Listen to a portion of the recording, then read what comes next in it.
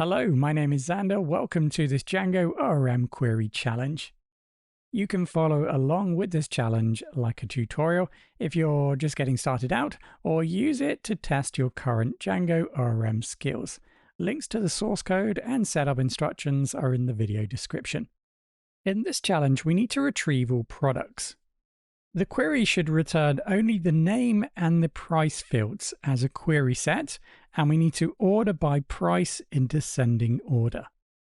Right, so we're working with the product table, the product model. So let's start there. Let's get access to the query tools through objects. Right, so only the name and price fields should be returned.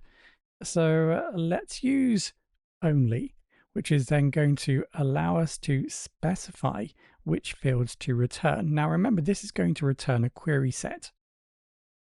So now let's specify the fields we want to return. That's going to be the name and the price. So the only here is a query set method that helps optimize performance by loading only specific fields from the database. Now remember, the only method will still give us a full model instance. Right, so now we need to order by price in descending order. So .order underscore by. And now let's define the price field. If you're not too sure what fields are available, just check out the model. So we're working with the price field here, and we're told it needs to be in descending order. So we use the minus symbol before the name of the field. So that's going to order the price from highest to lowest in this case. So that's how the product records are going to be returned and presented, by price in descending order. Now notice that we didn't start the query with the all method. In Django, we don't always need to call the all method, specifically before filters, or in this case, using the only method. Right, so let's set up our Docker containers if you haven't already done so. Let's check out the documentation. This is challenge 1.2.